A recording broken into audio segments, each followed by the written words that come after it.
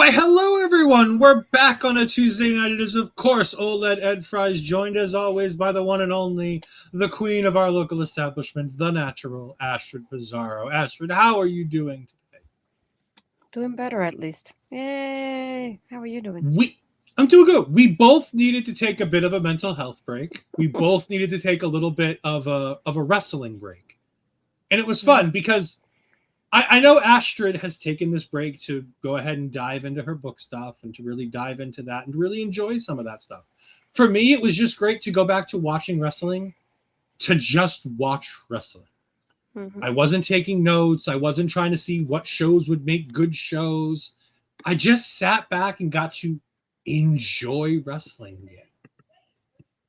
And I don't want to say that like watching these shows to do these shows is a chore, but watching a show to take notes and watching a show to critique and to talk about what I like and what I don't like about things is vastly different from sitting back and just watching a show. Like when I sat back and got to watch Eve the other day, just to watch Eve while I worked, that was fantastic. I thoroughly enjoyed that. It was so much fun. Yeah. Keeping up with Beyond and keeping up with Wrestling Open on a weekly basis on Mondays and Thursdays instead of forcing myself to try to keep up with what's going on Raw or watching NXT. Like, I saw a report today, like 4 people are expected to be called up. And I'm like, well, no shit. They all just lost championships or are like main roster ready. Like, yes, of course, Joe Hendry, Ethan Page, JC Jane are all ready to be called up. Yeah, no shit. I mean, but like, that happens every couple months. They just... No, I know, but like the idea that like they're not being pitched for call-ups is just silly. It's like, don't bring them up unless you have a plan for them, please. And they've been doing good. Trick came up. He's been pushed heavily since he came up. He may not be on TV every week, but they have a plan and they've been devoting to the plan of working the him versus Sami Zayn thing. Like, I don't watch week to week. I haven't watched a full show in forever, but I keep an eye on what Trick Williams is doing. I keep an eye on what Obafemi's doing, and God, he's been pushed to the fucking moon. Yeah. Granted, it's being pushed against the sex pest, but it's a high profile spot where he's getting a big chance to become a big star. And I love that for Oba. Everything else involved is terrible, but I love it for Oba that he's got that big spotlight, that he gets to show off who he is in a major spot. So, yeah, no. Yeah. And then TNA is being TNA.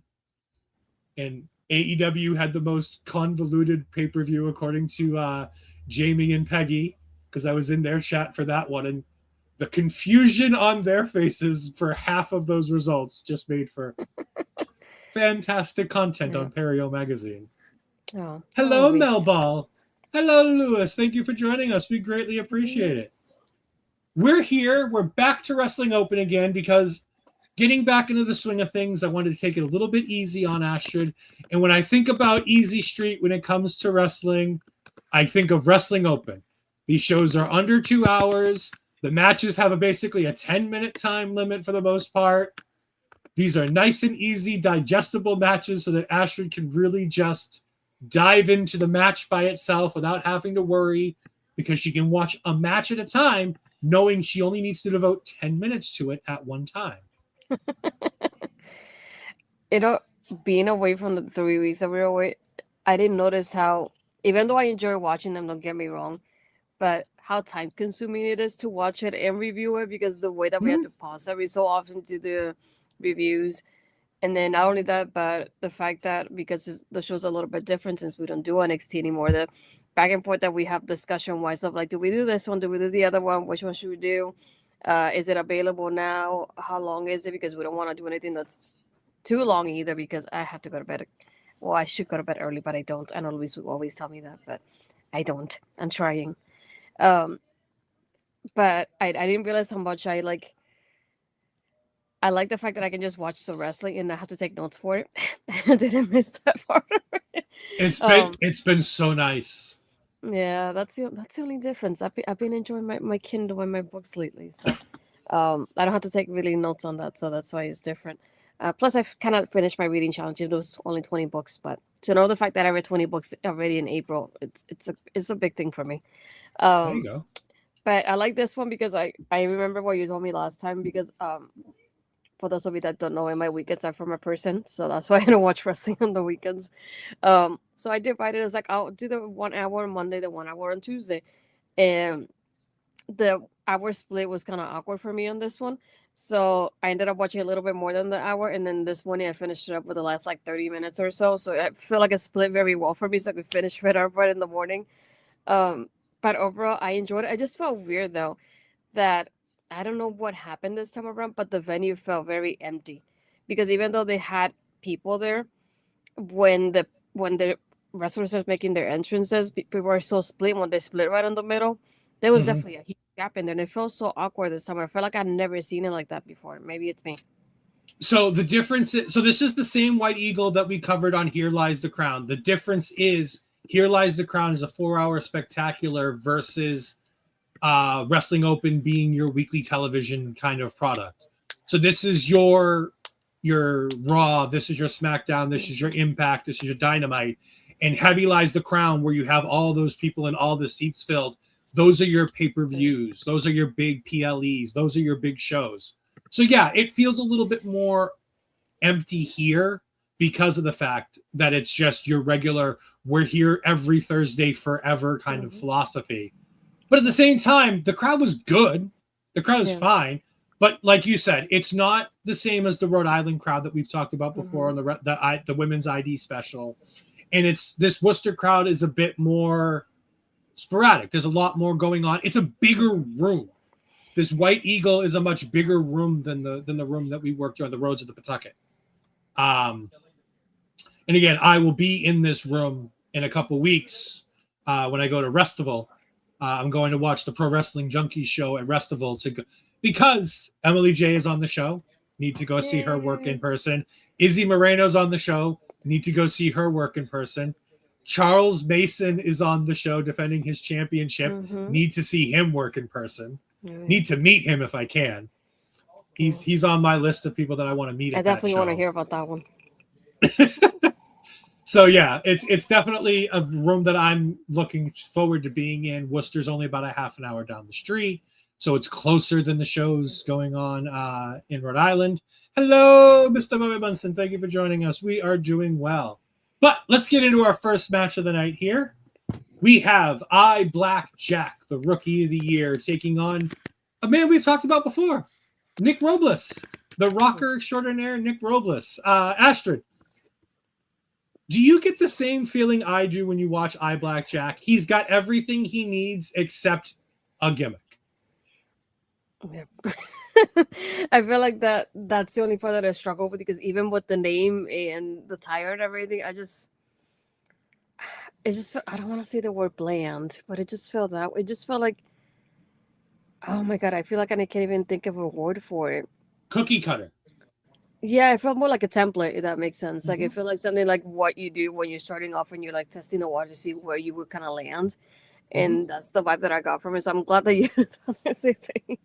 Um, so I just felt like one of those things like, here, I'm gonna go out and do it this way just to see how it goes and to see the reaction that I get and testing the water to see if moving forward I go along with this or if I change it to something else. So I just felt like more like a template or some to put it like that. We've talked about Black Jack before. He wrestled at Heavy Lies the Crown. He wrestled Dijak. And again, the match here is great. Like, he's really good for a young guy a year or so into the business. This being, the end of his rookie year where he won 2 of their big tournaments for singles competitors throughout the year, where he's in a story hovering around that Wrestling Open championship. He's got everything he needs from a wrestling point of view. He works really well. He sells really well. He cuts the promo at the end of the match, calling out Bear Bronson. The promo's actually really good. Like, it's quick and it's to the point, but I buy it. I buy what he's selling. I'm excited to see the match. I'm going to go back and watch the show from this past Thursday where that match took place.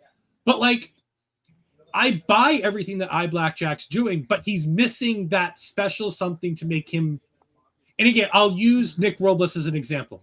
Nick Robles isn't the most fascinating professional wrestler in the world, but the river sticks rocker gimmick with the cowbell, it gives him that special something. Him playing the guitar on Eye Black Jap's abs when he has them in the abdominal stretch. Like, these are really fun, cool, interesting things that Nick Robles does because of the character he has. I don't think he's a better wrestler than Eye Black Jack. I actually much prefer to see more Eye Black Jack, but he needs something. And this won't be the only time tonight that we talk about somebody and we go, there's just something missing from their presentation that brings them to the next level. Because I love everything Eye Black Jack does in the ring. He works really well. He's very good. Technically, he's sound. His splash isn't the most fancy finish, but it's fine because he's still young. He's still figuring things out. And again, it's a hell of a lot better than that Lyra splash that she used to do way back in the day when we nagged her about it endlessly. But I really like this. I thought it was a really fun, interesting match to open up with. Nick Robles brings the interesting. Eye Black Jack is really good. They work very well together. A good match. I enjoy it. And him versus Bear Bronson, sign me up. I'll continue to watch more Eye Black Jack, but I need something to invest in with him. That's a brave soul calling out Bear Bronson. He's a brave soul, I will tell you. Yeah. Once I heard that, I went, oh, good luck with that, sweetheart. Because he's going for the big ones in there. But no, like you said, what I like here the most is Nick Robles, his character work. You can see it, like you said, with the cowbell. You can see it with him doing the part with the guitar. The part that really caught my attention with somebody as tall as him, because I don't want to say he's taller than me because everybody's taller than me, but he's very tall. But for somebody his size to be able to do the head scissors in the corner the way he did it, that looked really impressive at one point. But I really thought from the beginning that maybe Nick was gonna win it. So when Jack won it, I was really surprised when it ended the way it did. I was like, oh, that was it. Got it. That really surprised me in that end of it. But I like Nick's character work, and I like how Eye Black Jack is wrestling. So it's I like how it's a different combination to it with each person. But yeah, I'll give him props for calling up Bear Bronson. Yeah. We get a video package for Liviyah, which is the aforementioned person with we need something, and I'll talk about an idea I have for that in a little bit. I also like that between every match, we get a short little video package just to kind of reset the broadcast. It makes it feel more like television wrestling. Again, great job by that. These video packages are less than a minute. These things are in, out, real quick, just small video packages highlighting either talent or a storyline going on. They don't take much time to produce. They don't take much time to play, but it gives you that nice break in between where even you're not seeing it on the live crowd. It gives you the people watching at home. It gives you that minute to just breathe, take a moment, and get ready for your next match. The next match is indeed WWE ID's own Airica Demia, wearing her shirt, taking on Sammi Chaos. I enjoy watching both of these women work. Sammi Chaos is an interesting character with an interesting look, and I've always been, whether it be Bertha Faye, whether it be Nia Jax, I've always been interested in the big girl working style because there's so many different ways you can take that. And Sammi Chaos reminds me a lot of a Jessica Havoc. Yes. Mm-hmm. She works that same similar look. She works that same similar style to a Jessica Havoc. And we haven't seen Havoc in the wrestling space in a while. I know I watch her streaming all the time. And she's obviously with Sami Callihan, and that could be part of it, where she's just with him taking a break from the wrestling business. Maybe that's something she's doing as well.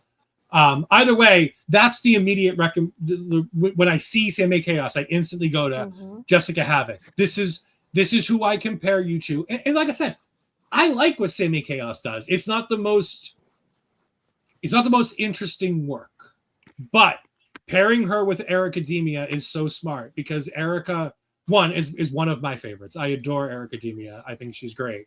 And this week has been a week or so for her because that ID debut either went over really, really well or really, really, really badly online. Yes, sending her love because I loved the promo she cut on Evolve. where she talks about how she's like, she takes that moment where she takes that deep breath and she's like, here I go. I'm going to do. And I don't know if her gimmick's going to get over on the WWE roster. I don't know if it can. But I'm glad that they're giving her the opportunity to be like, she caught her eye with this. She knows what she's doing. Let's do this. Mm-hmm. So big ups to her for that. Talk to me about Airica Demia versus Sammi Chaos here. I said the promo reminded me of that Hager Bailey early days. So it felt nostalgic at the same time. But I'll give her that as like, if the character doesn't translate really well, at least you can obviously change it still early on in her career in that aspect of it. But I just don't understand the hate she's getting for a promo when she's just introducing herself. I think, like, to me, that's a little bit excessive in that aspect of it. Nobody else really got any kind of hate or criticism for theirs either. So I was like, I don't understand why they did with her. And it's like, it's the first time you see her, like, give her the opportunity to, like, really continue on. Most of the time when people are in NXT, we don't necessarily have, like, how they start, but we kind of warm up to them sooner or later, depending on the changes they make. So I was like, cough, cough, Liv Morgan, cough, cough. No, not even Liv Morgan. Like, how? Oh no, especially Liv Morgan. Liv Morgan. Trust me, I won't forget that first theme song. That one's one.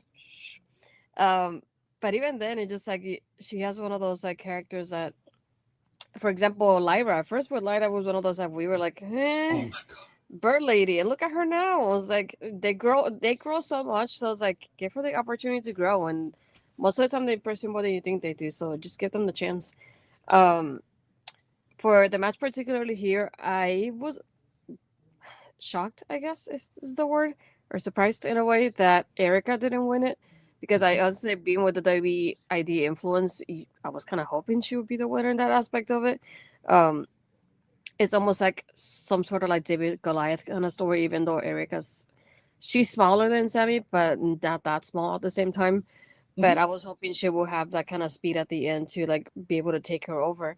But the fact that Sammy's in control like most of the match, I was like, oh, Airica's gonna come at the end and just take it to her and win the match. So I was surprised when she didn't at the same time.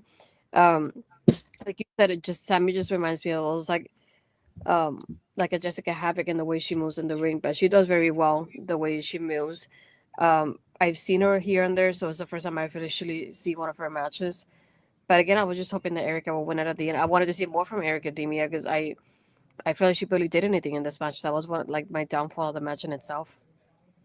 Yeah, I was a bit surprised that Airica Demia didn't win as well, but I get it. With Airica Demia in the WWE ID schedule, a lot of those people start to take, some ups and downs in their wins and losses because of the fact that they're constantly traveling and they're working promotion to promotion. The big thing about this show that I wanted to talk about with this match in particular and moving forward, all of the women's matches on all of these wrestling opens, both in Rhode Island and here in the Worcester shows, are going to be important because of the fact that there's all this talk about the Women's Wrestling Open Championship. Mm-hmm. It was something that was floated online by a fan being like, hey, we've got a Wrestling Open Men's Championship. We got a Wrestling Open Tag Team Championship. When are we getting a Wrestling Open Women's Championship? And the company was like, that's an idea. Would people be interested? And then you have, as we'll see later on, Allie Katch goes ahead and cuts a promo talking about how having something to go after and to promote and go for makes sense. I think Sammi does a really good job in this match, being the bigger force. I think she sells well when she does for Airica Demia. I think Airica Demia is a star at selling in general. I was a bit surprised that Airica lost, but at the same time, I wasn't too shocked because it makes a lot of sense. As you're building somebody who's more likely to be here week in and week out, like a Sammi Chaos, than an Airica Demia who's going to be coming and going and doing everything that she's going to be doing. But she's been fairly regular for the Beyond Wrestling and the Wrestling Open shows, as you've seen. But again, when she's working WWE ID shots, when she's working Dreamwave, when she's working at 3 or 4 other promotions where she's holding championships, it's like, if somebody's sought after as like Airica Demia is, it's not always easy to just put them over the talent that's going to be here week in, much like part-time talent in any other promotion we talk about. Putting over part-time talent has its pluses and its negatives. And the more you put over part-time talent, the more you risk not putting over your own talent. And I think that may have played a little bit more into this. Plus, it's nice to give Sammi Chaos a nice win because she's the kind of person where if you're putting in Allie Katch or you're putting in Amira or you're putting a Liviyah or a Kylie Alexa, Sammi Chaos is your really good bad guy villain, like top of the rung, like this is your final boss type of like enemy that you have to defeat to win that championship in a tournament. That makes a lot of sense here too. So maybe putting her on this pedestal is more pivoting to getting ready to have her as, you know, a main event level threat to whoever that first champion may be, if she's not the first champion herself. But yeah, Sammi gets the big win with the big leg drop splash. It makes a lot of sense, but it was a bit surprising at the same time. We get a Simply the Best video package, which I know made Astrid so happy seeing Brett Ryan Gosling on her television screen. You know, Ox and Brett are just... God, we'll talk more about this when we get to the match that Ox has in a little bit. We'll leave that for now. We get what I thought was going to be the spotlight match when I saw the card announced and realized it wasn't the spotlight match. It was actually on the initial card. I didn't know who either of these two guys were until they came out and had this match. It is Conway taking on Shawn Knyte. By the way, I spent 5 minutes trying to spell Shawn Knyte because every time I looked at his last name, I spelt it wrong, even though I was reading it off of a TV screen. Because he spells it the most unworthy way possible. Knyte.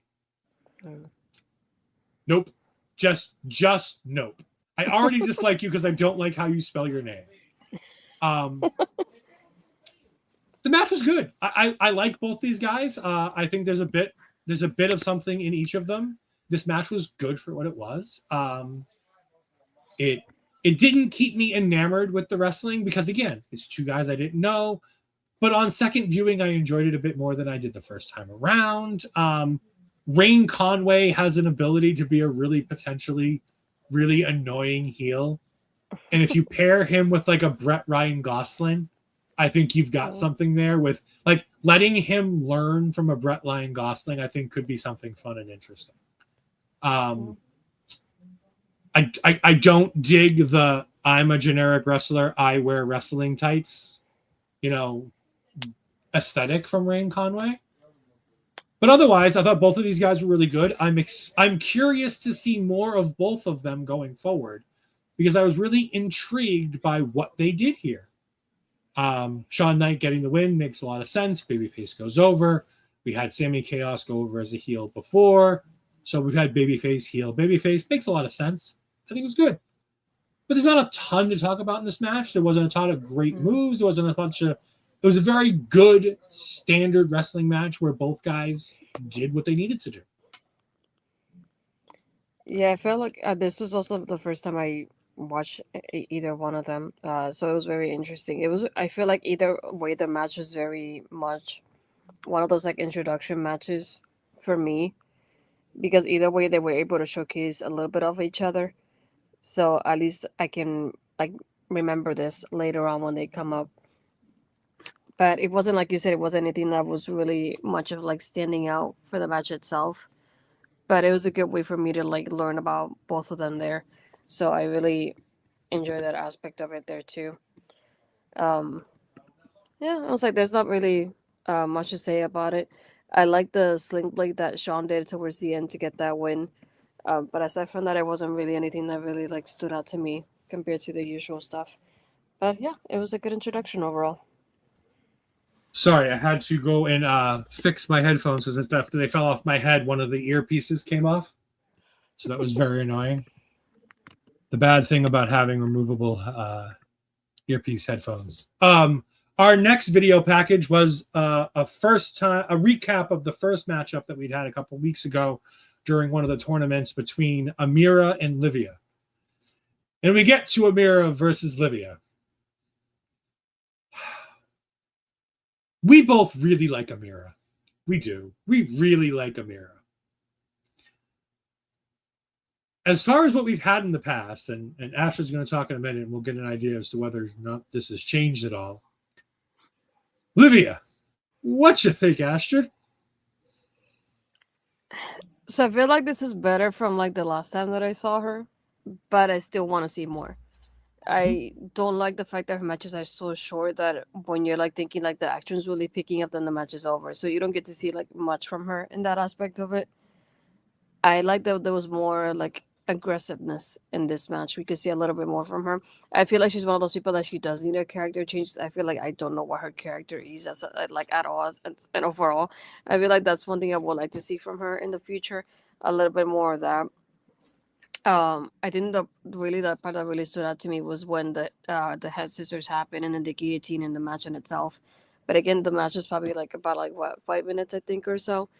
So it was one of those like I didn't get to see enough, but I feel like the performance was better than what I saw from her last time. But I definitely want to see more from her. I'm just curious about her. And I feel like just when I'm thinking, oh, I'm gonna get to see like a match, and then all of a sudden the match is over. So it's like I don't get to see much from her. So I feel like I can't connect with her the way I want to yet.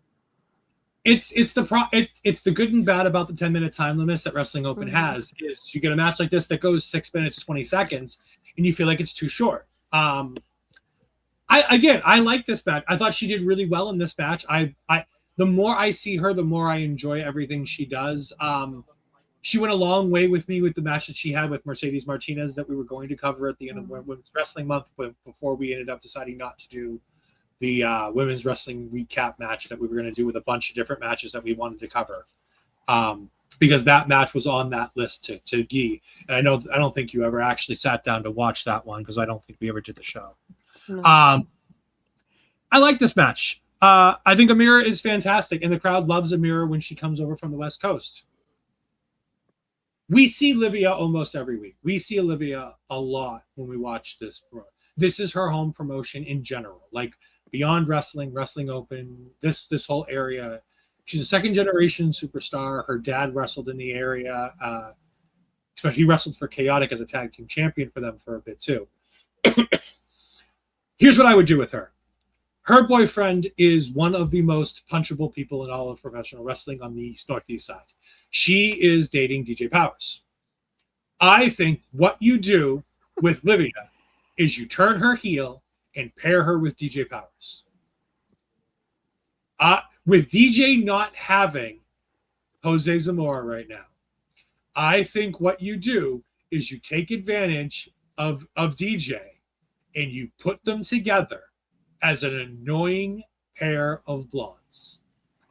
I don't think it'll take much to get people to hate two blonde people who think they're better than everybody else. She's obviously at the top of their list for this women's championship. She, like I said, she is a workhorse for them. She works all the time for them. She works in the area all the time.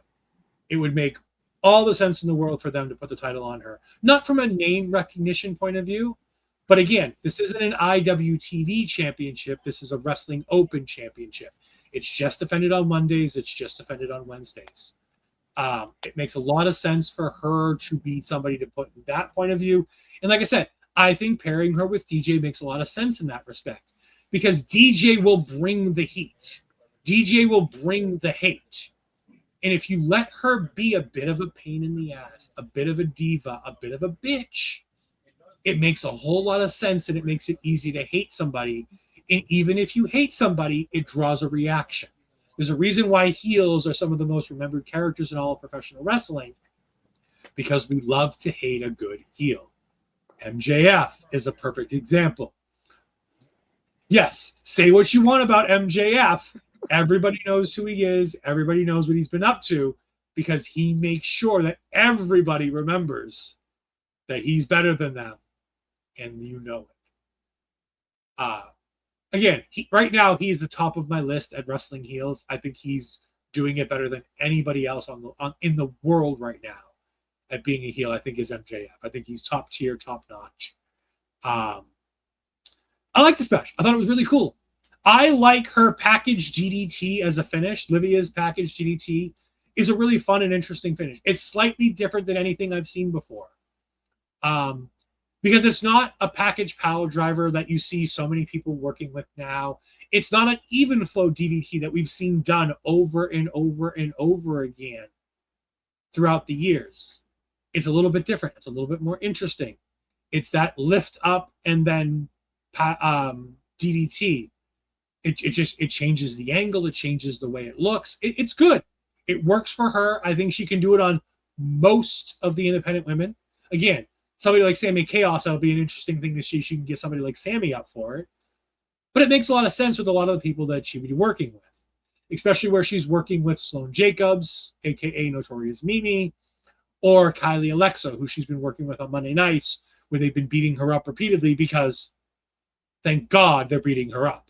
Appreciate it. Thank you, ladies. But it's a good match. It makes a lot of sense. It does the things it needed to do. It took 6 minutes and 20 seconds, and it was one of the shorter matches on the card.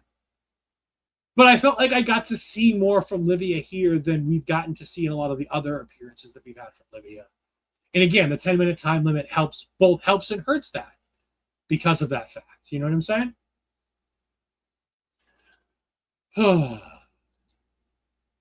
We move on to our video package with Pedro Dones, the shot caller, who was on commentary a couple weeks ago.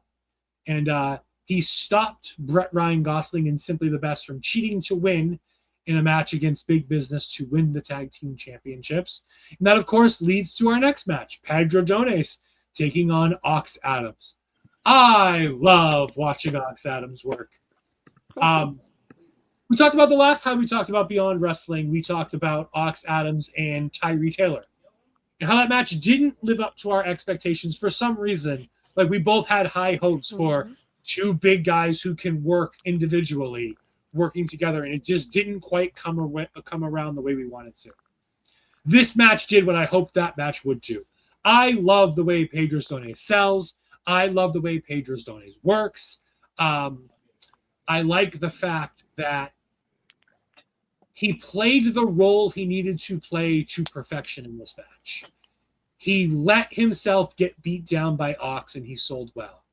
But my favorite spot of this entire match is he gets out of an Ox Adams move and like sneaks his and shivers his way onto the back to get the chokehold, to get the sleeper hold. And he gets sat on the corner in the top turnbuckle. And Ox takes one step forward and takes a big breath. He's like, oh. And then Pedro just jumps on his back again and puts him back to the sleeper. I love that spot. Mm-hmm. It was so much fun. And again, Pedro's an older dude. He's not old, but he's also not young by any stretch of the imagination. Yeah. He's obviously a guy who's been doing this a while. He's a veteran. They're putting him in there with this guy because they know they can get the good match out of him. And that's what you do here. Brett Ryan Gosling is the most hateable man. All right, he's not the most hateable, but he's on the list of the 5 most hateable people that I want to just punch him. He's constantly getting involved in this match, and the finish comes where he throws his jacket onto Pedro Dones. Pedro gets distracted. Ox hit a big choke bomb. 1, 2, 3. 8 minutes in, 8 minutes out on your 10-minute time limit. Perfection. Love it. It's great. Call it a day. Fantastic. Love this match. Start to finish. Nothing bad about this. For me, it's ironic when I see Pedro. He looks like one of my ex-coworkers. So every time I saw him, I couldn't unsee it. And I feel like I was watching my coworker wrestling. It felt so weird. But I don't like his gear, though. The color, the whole thing, everything. Yeah, the gear's it's an odd color gear. Odd color, odd shape, everything. So I was like, please change your gear. That's my only request. Everything else is fine, but the gear, no. But this one particularly, like you said, I liked the part that we get here with Pedro. This one, though, for me, I know it was longer, but it felt a lot longer than the 8 minutes that were basically scheduled for it. Because of the way they moved and the storytelling they gave us, the match felt longer than what it actually was. So when I saw later that was 8 minutes, I was like, sheesh, I didn't feel like that. It felt like much longer than that. I did like the storytelling here with BRG being there and the way he causes distractions on Pedro several times. That choke bomb from Ox, beautiful. Really, I love the way he does it. That was just great to watch. Overall, I like more than anything the storytelling that we get here with Pedro and Ox and BRG basically being that distraction whenever he can, and Ox obviously taking advantage of it. Yeah, he looks like my coworker. I can't unsee it. Like the gear's not awful. Like it's not awful gear, but it's not great gear, but it's not awful gear. Like let's it's not awful gear. There's worse gear in wrestling than that.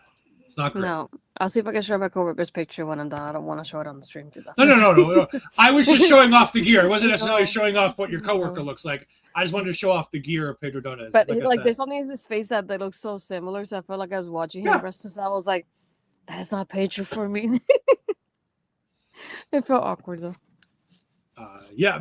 And we've heard Pedro Dones talk a lot before because he was on commentary for the America Rana show that we covered earlier on in the year. He's from New York. He represents his Puerto Rican heritage very well. He really loves that heritage. And so I always think of you every time I watch him work or listen to him do commentary. And by the way, something we haven't talked about tonight that we should talk about, commentary. Paul Crockett, fantastic. Love Paul Crockett, everything he does. He's not sensational on commentary, but he's really good at commentary. He tells you the things you need to know. He brings up things that have been happening. He works really well at all of the things he needs to do. And especially in this match especially was one of the places where I think he really shined. Him and handyman Jake Gray, who was the other person who joined him on commentary for everything except the opening match. Jake Gray was good on commentary. He's a young worker who's getting into the business out of the BioPro Wrestling Academy. He's doing good work. But I just wanted to call it out right here because we hadn't talked about Paul. I thought Paul did a fantastic job on this, especially on this card. But he's just very stable and concise ring announcer, and he has, I was watching Dreamwave the other day for their anniversary show, and we have Kyle on that show, and I love Dreamwave, but that commentary team is just so up and down for us with what they do. And Paul Crockett is just so good. He's the epitome of what you need to be able to do. He tells the stories he needs to tell. His voice isn't, grating in any way, shape, or form. He doesn't need his partner, but he utilizes his partner very well. He lets the other person in his commentary team shine. The reason why I say that is because he was working this show with handyman Jake Gray, but on the show I just watched on Monday night, when I watched it last night, he was working with one half of Starstruck, Anthony Green. And it's like the way he plays off of AG, knowing that he can rely on AG a little more, whereas he felt like he took a little bit more of the reins here. I love that ability to know who you're working with and to be able to give and take differently with each particular partner. And when you have a rotating cast of partners, because Wrestling Open is a very small-knit group, because it's a weekly show, it makes a lot of sense that you do ahead and have something like that going on. And I just wanted to call him out right here, because we normally call it out in the beginning of the show of what we think of commentary. And we didn't do that this week, so I wanted to go ahead and bring that up. Did you have any thoughts on Paul Crockett on commentary this week? I do, but I'll wait until the match that I want to when I want to bring it up. Yeah, that's all. Hello, that's Jamie. I didn't say anything right now. Yay! This is a comment. Oh, sorry. I just want to go. This is a comment specifically meant because I commented on the post that Jamie and Karina did for their review of Star Wars Episode 1 that released today on the Perio Magazine YouTube channel, which you should absolutely check out because Perio Magazine are great friends of the channel, and we love all the things that Jamie does, including his AEW watch-alongs, all the stuff he does on the movie side. He does some great interviews. But they posted it as the 50th anniversary of Episode 1. Now, I'm an old man, but I got extra worried when I saw a 50th anniversary going, I'm only 42. And I was a teenager when Episode 1 came out. I know that the originals were around the 50-year mark, and that's what he was saying. They're doing the entirety of the Star Wars reviews, so they're using the same 50th anniversary for all of them. And so it got me extra worried when I saw that for this one, so I was giving it back and forth to him on Twitter. I'm glad I don't have that issue. Even with the birthday recently. We won't talk about that. That got me in trouble. Very much so. There's a reason No, we but haven't done a show since Asher's birthday.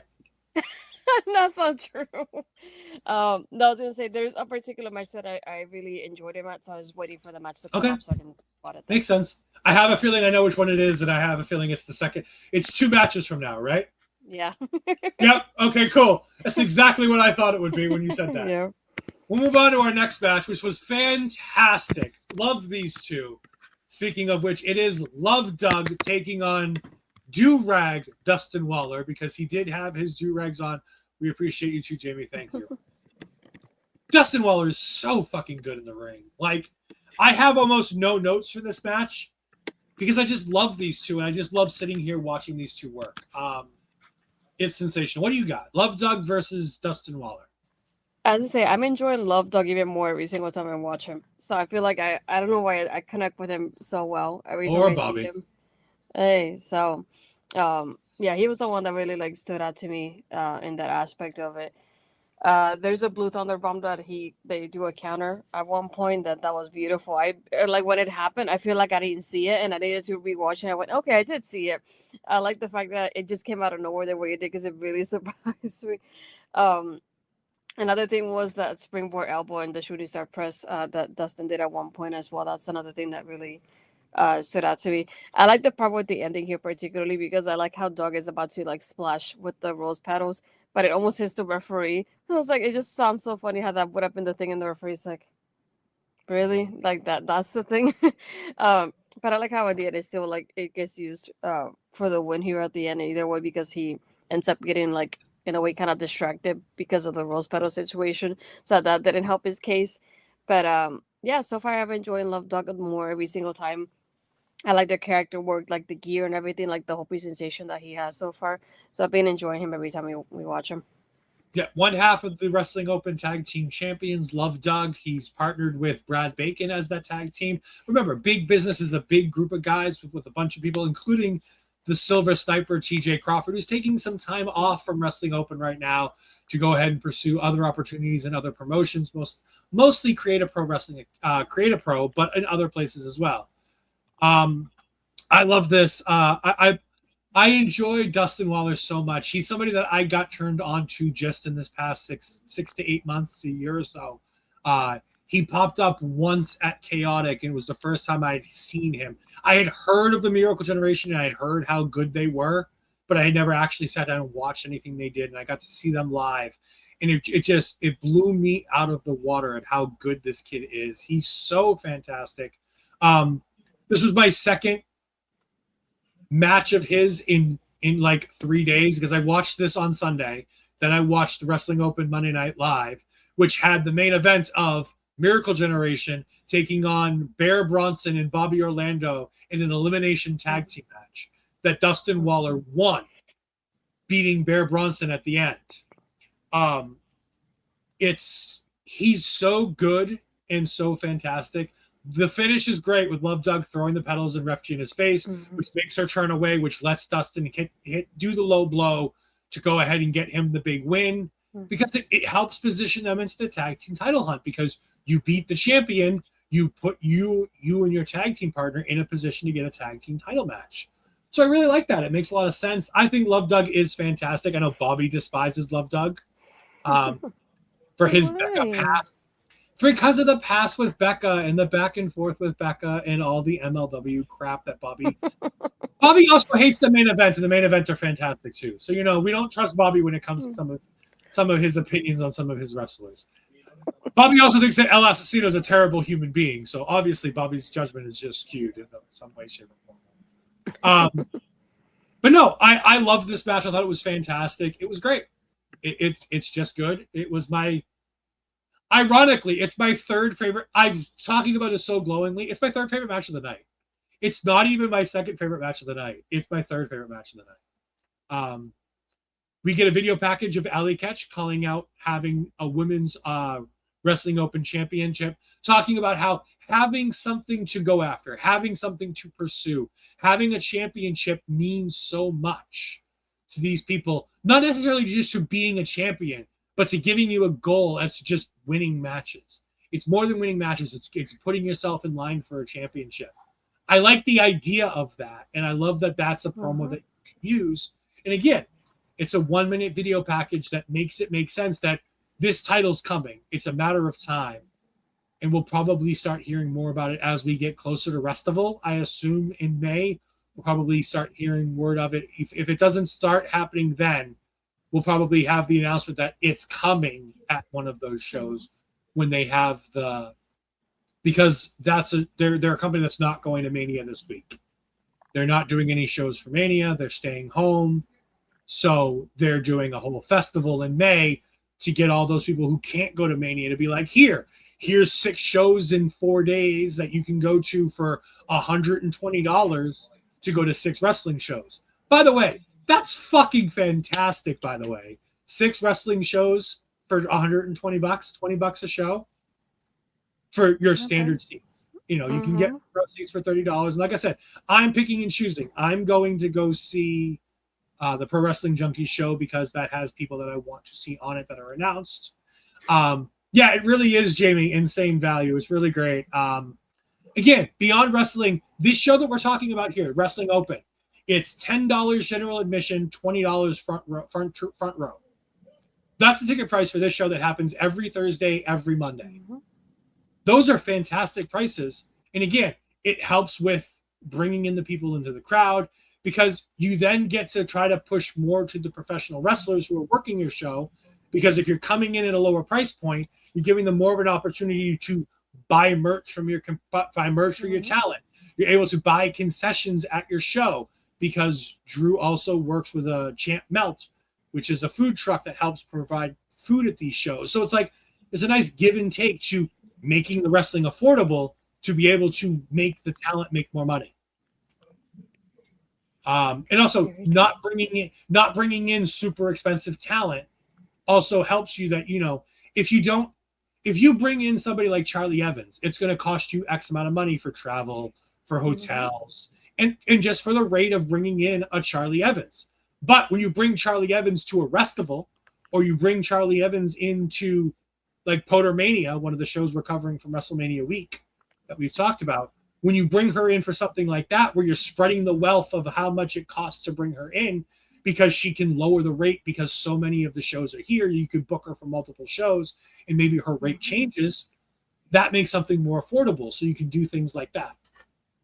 So I think that makes a big deal when you're doing something like that. On to my match of the night, in the match that Ashley wants to talk about how good commentary was for this. Let's talk about Allie Katch taking on the prettiest prima donna, one of my favorite women's wrestlers in Wrestling Open, Kylie Alexa. Ashley, what you got? Well, I was gonna say I'll start with commentaries. I really enjoy them here because I like how they give us the urgency of the match, and I'll explain in a moment.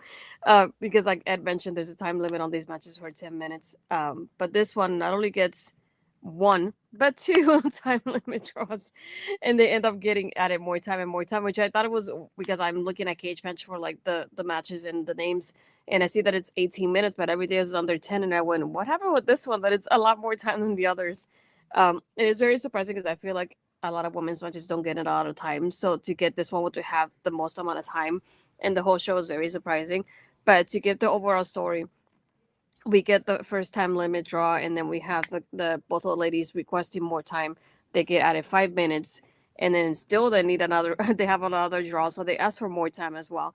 But I like the fact that when the time limits do happen, and we get the commentary saying, "Yeah, we're seeing if we can negotiate more time." I like the fact that they come in and they start saying, "Oh, this an urgency for them to get that time because they know they're very close to like beating each other up. That one will get that win." And I like hearing that sense of urgency with both of the draws when they happen. In that sense of like we need to have a winner. We can't leave it like this, especially when we have the women's championship that is coming up. So we do want to have a clear winner. So I like the translation from what's happening in the ring to what commentary is doing here. So that was the first thing that I enjoyed about it. Second, I love the fact that I can see Kylie doing a singles match here. So it's like every time we get to see her that she's not in a tag team match, I'm glad because I love to see more from her, especially by herself. I really don't see Allie Katch really wrestling often because I don't particularly like connect with her as often. So this is the match that I connected with her the most, and this is the match I've enjoyed the most from her so far. I love the storytelling here because as we see Kylie's pretty much a heel at this point, and the way she focuses on Allie's leg, which is the one that got injured before her comeback now, and the way she focuses on it in most of the match, and even then focusing on the leg, she still doesn't get the win. So like that kind of storytelling within the match is, I loved it. It was amazing to watch. I love the fact that they're asking for more time. They get the more time, and even when the draw happens again, at that point, Kylie is like, I'm not gonna get into it, and she starts to leave, and I was like, oh no, I was like, what happened to the other minutes? But I love the fact that when Allie turns around, she comes back and tries to still steal that win at the end, thinking I just need a little bit more time to get this victory here. But in the end, it's still like Allie gets it, and they just made me think of what you said is like the fact that we get this woman that may be more consistent. That's probably why Allie won over somebody like Kylie, who's already signed to NWA. So again, it was something that was very similar in that aspect to Airica Demia earlier with Sammi that I was surprised that Allie won. But like you mentioned, it's something more consistent with having somebody that it's more likely to come back than Kylie Alexa because she's signed.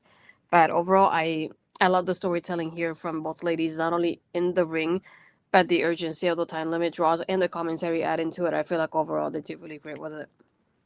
Kylie Alexa is actually here really often. She's been making the shots for this fairly often. I'm looking it up right now. Yeah, between like I'm looking at her cage match and it's like Wrestling Open, NYWC, and then it's NWA, Women's Wrestling Revolution, which is another Beyond Wrestling type show.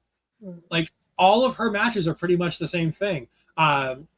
Girl Fight Wrestling was on this list. Dreamwave is on this list. Like she's working up here most weeks. In 2026, she's had 19 matches. 1, 2, 3, 4, 5, 6, 7, 8, 9, 10. 11 of her 19 matches in 2026 on Cage Match are all for Beyond Wrestling production, whether it be Beyond Wrestling, whether it be Women's Wrestling Revolution, whether it be Wrestling Open. Like that's big. Like she's a regular, and they're telling that storyline between her and Liviyah, and she won the tournament of tomorrow tournament for tomorrow, beating Liviyah in that tournament. And then that's why she and Sloane Jacobs, aka Notorious Mimi, who's WWE ID'd and back to Sloane Jacobs on NXT and things like that.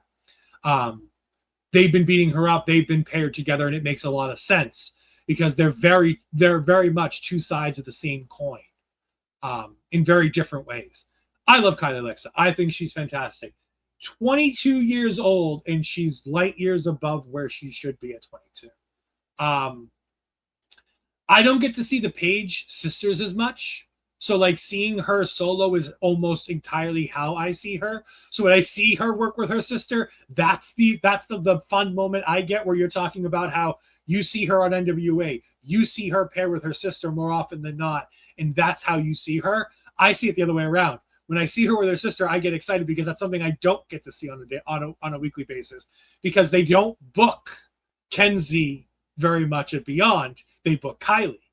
So I see her in singles matches so often.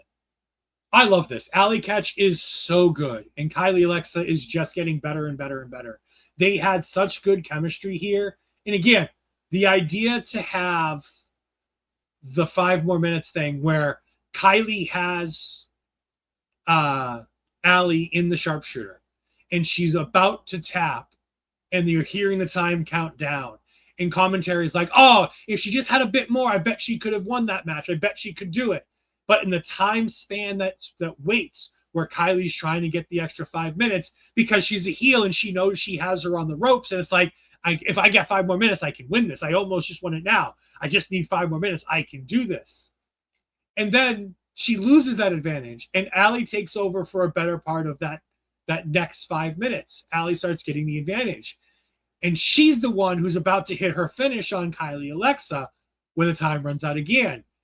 And you have commentary again. Oh, it was so close. If she just had a few more seconds, she hits the finish. It's probably over. She gets the win. And Allie's like, no, I need 5 more minutes. It's such good storytelling for a time limit match.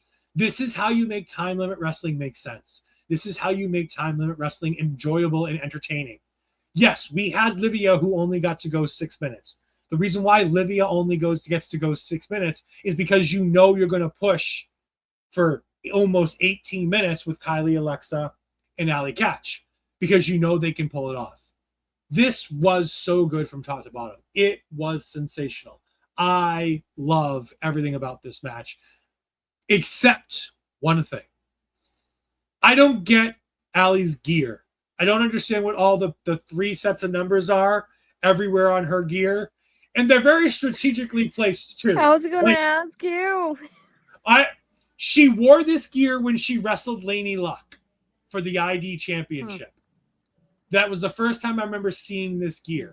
And I don't know what the story is, and I didn't bother to look it up because I was hoping you'd know. But, like, the numbers are all also very strategically placed. Like, if you look at this gear, like, there are sets of numbers that are placed in certain specific spots on her gear. Like, they're not just randomly. No, so it's not just, well, yes, I don't know. Are angel number just 3 numbers that are the same?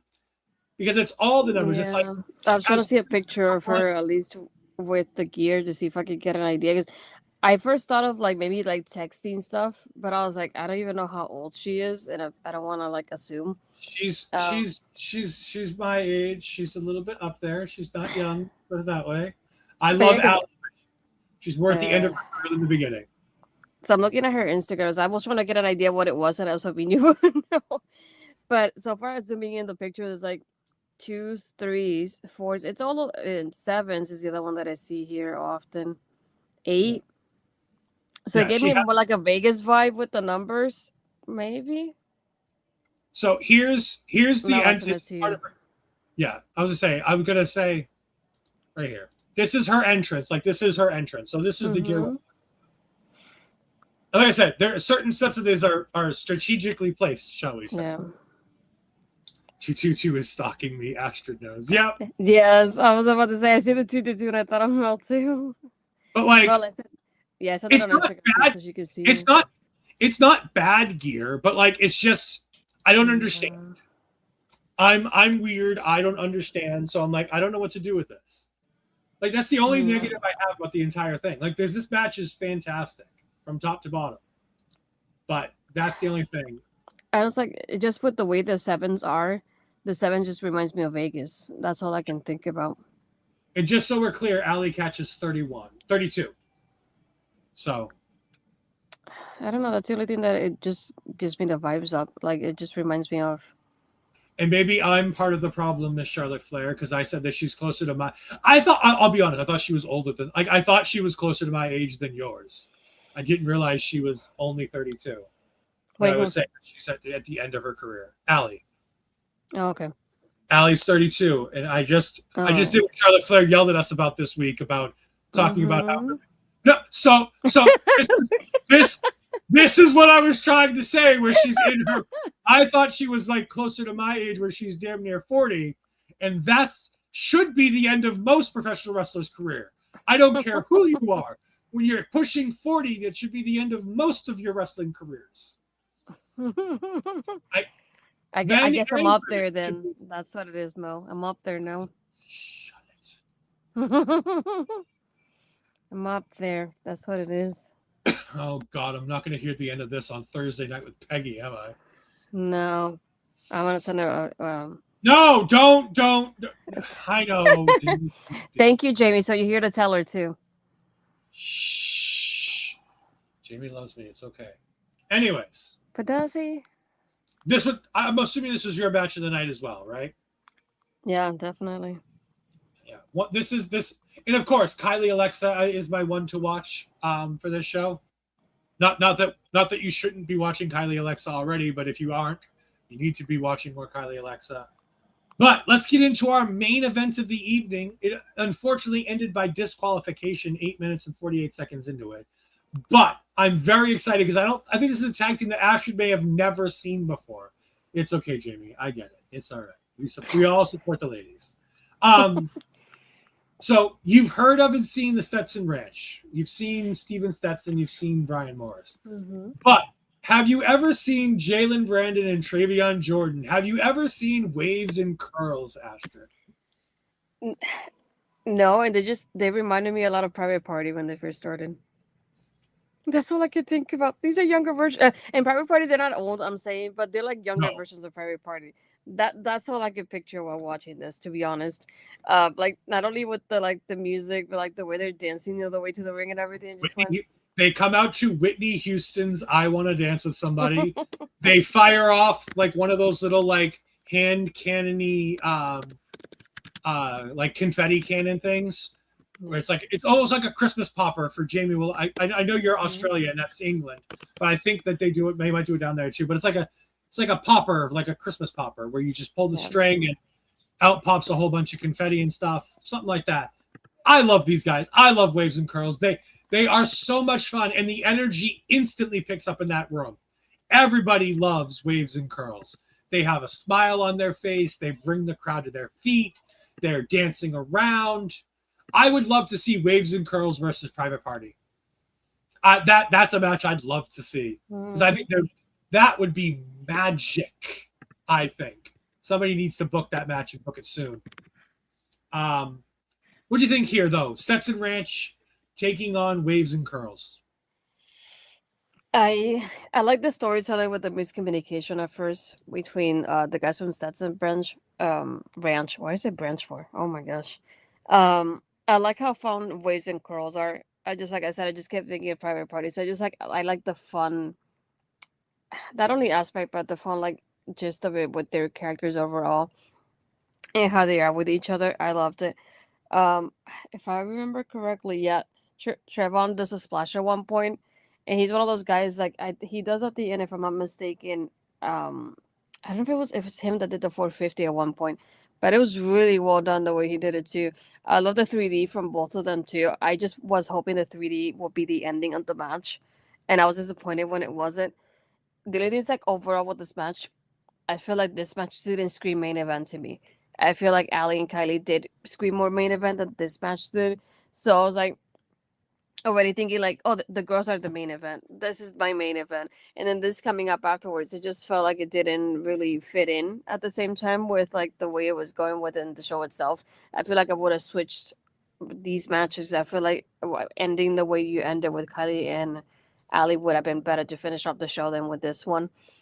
That's the only thing. But I like the overall like storytelling with the miscommunication from Stetson Ranch, but also Waves and Curls and how they team up and they communicate so well. We show in the two different aspects of both teams within the match in itself. So I like how that was done. Like I said, it's like being in my last match and then also ending with the DQ the way it did. It just felt so abrupt. I would have loved it if it had ended with the 3D from Waves and Curls, and that would have been the ending of the match, and I would have been fine with that. Yeah, I see everything you're saying. I think they're tying into this storyline, and they wanted the lasting image being them holding Danny's hands up as Danny seemingly turned on them and then got knocked down. And it's like is he not still part of the Stetson Ranch, I think is the reason why this has to be the main event. And again, you don't always want to end on the angle for the sake of the angle. But again, I don't think it takes anything away from Kylie and Allie, especially with the botchy style. I don't want to say they botched the finish, but they didn't. The finish of that match didn't come off as clean as they wanted it to be, because Allie hits that last move and then has to like pull her away from the ropes. And the ref is already counting as she's pulling Kylie off the ropes. And Kylie's going back screaming, I had my hand on the ropes. I had my hand on the ropes. I shouldn't have been pinned. I shouldn't have been pinned. So there was no clean finish on either side, on either match. And I think if you're going to tell the story about the tag team titles and you've got Waves and Curls saying that they want a shot, you've got Miracle Generation who just pinned one half of the tag team champions, so you know they're in line. You've got Bear Bronson and Bobby Orlando trying to make a case that they want to get into this. And of course you have the Stetson Ranch being like, we should still be our tag team champions, but Danny cost us the titles. I get it. I get why it is. It doesn't make the best sense in the world, but I get it. I understand why it is. I love Traevon Jordan. He is so tall. So tall. Like, I'm a relatively big guy, and Traevon Jordan makes me feel small. Like, he's big, dude. I love these two. I think they're fantastic. I need to see them more in person. I need to get to.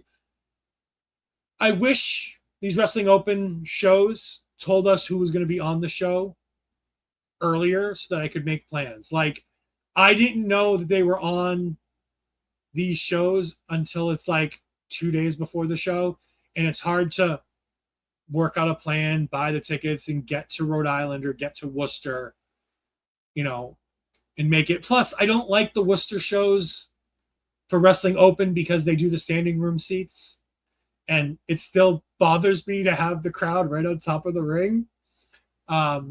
It's less problematic here than it was at some of the big, like the Heavy Lies the Crown shows that we talk about, because of the fact that there's less people. So there's less people around the ring, so it's more easy for me to digest. But I thought this match was fantastic. I enjoyed all 8 minutes of this match until the DQ. And I enjoyed the post-match. I enjoy them beating down Waves and Curls with the DQ. And then Danny coming out to try to make the save and to, you know, basically hand Steven Stetson back the hat. And then accidentally kicking Traevon Jordan. And having kicking Brandyn in the face. And having Traevon get all mad and take him out. And then it leads to the beatdown, and it leads to them raising his hand. That's a really cool, and again, it's so WWE coded. It's like, it's so TV wrestling coded, where you're ending on this like angle to promote the next show, to get people in the door, to get people watching. And again, you kind of got to give it that sometimes. Would it have been cool to have the main event with the women? Yes. But we had 3 women's matches on this show. And they all got, even if you don't give Allie, Katch, and Kylie Alexa extra time, they went to the time limit draw, which still makes them the longest match on the show, because they're the only match that went to a time limit draw. So at the end of the day, you've given your women almost 30 minutes of this hour and 50-minute show, not to mention how long it takes in between matches and doing entrances and things like that. So if this show has an hour and a half, or an hour and 15 minutes of wrestling, your women got a majority of that time anyways.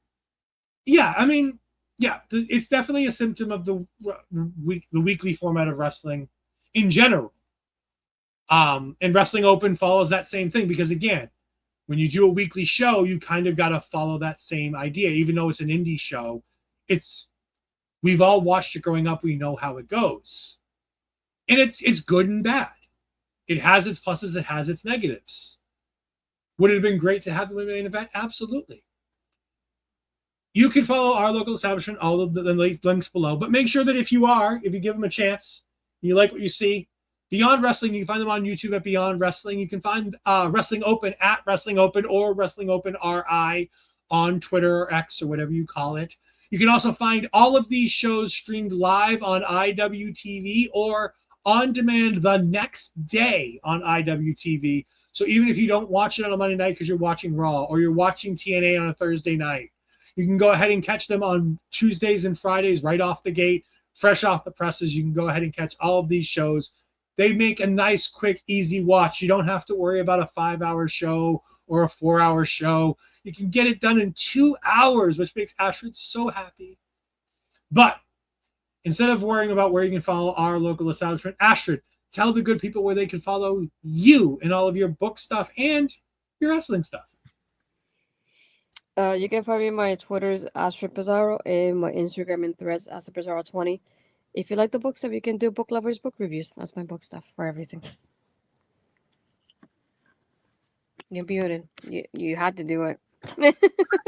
Show. You can find me at all the normal places down here, but again, we do want to promote our local establishment team that does all kinds of great work, whether it be Mel's wrestling, pro wrestling Noah shows, whether it be Jamie's co-host working with me and Andre on a weekly basis on Marvel Talk right now as we're covering Daredevil Born Again, And then we've got Punisher One Last Kill coming up after the Born Again season ends. And as we go into the Friendly Neighborhoods, no, not Friendly Neighborhood Spider-Man, X-Men 97, I believe, is in June, from what we understand.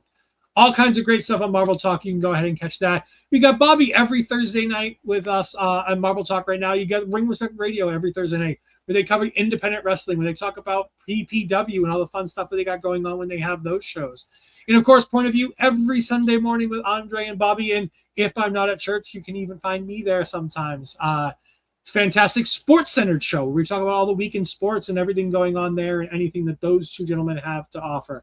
Remember, again, we do have our good friends Stuart. We do have our good friends Jamie at Perio Magazine, where they do all kinds of fantastic content over there. We do appreciate you lurking, Stuart. Thank you so much. But for myself and for Astrid, we want to let you know that we are going to be back. I'm going to look at her as I say this. We're going to be back next Tuesday night as we cover Podermania from this week's WrestleMania week. We're going to be covering that show, which is main evented by Brittany Blake taking on Shotzi, but it has all kinds of fantastic people. And I am going to pray that that pre-show match is on the show, because if I don't get to watch Billy Starks versus Charlie Evans, I'm going to hurt the people at Triller TV. Because that is one of the two matches that I have to watch for this show. Mm-hmm. Shazza McKenzie versus Nixie XS is the other match that I need to see on this show. But Charlie Evans versus Billy Starks is going to be fantastic. Yes, there are a bunch of, I believe there's a handful of Aussies on that show. I didn't know there's a ton of them. I know there's at least 2 or 3 that I did recall. It's a fantastic card. We're very excited to cover it. An all-women's wrestling show again. I know it's not March anymore, but we can still cover all women's wrestling when they have great shows like this. Going ahead and doing it. After this, taking over will be a bit more sporadic, probably every other week going forward after these 2 shows, the one we're doing now and then the Podermania show. Because Ashton and I are, like we said in the beginning of the show, covering these shows on a weekly basis makes it tough to enjoy the wrestling we're watching. We want to enjoy the wrestling we're watching and being able to watch more than just the shows we have to cover for here. So we're going to cover Podermania next week as part of WrestleMania week. We're going to find some other shows from WrestleMania week or other shows that are just happening in the meantime. And we're going to be covering shows as we have them on a pretty much every other week basis. Make sure you follow our local establishment on social media, especially on the X at Olay Podcast, to go ahead and know exactly when we're going with what shows we're talking about. We'll always be putting out content there to go ahead and let you know. But for myself, for the National Oscar Bizarro, thank you very much for joining us. We will see you next week. Have a good night. Goodbye. I am in misery.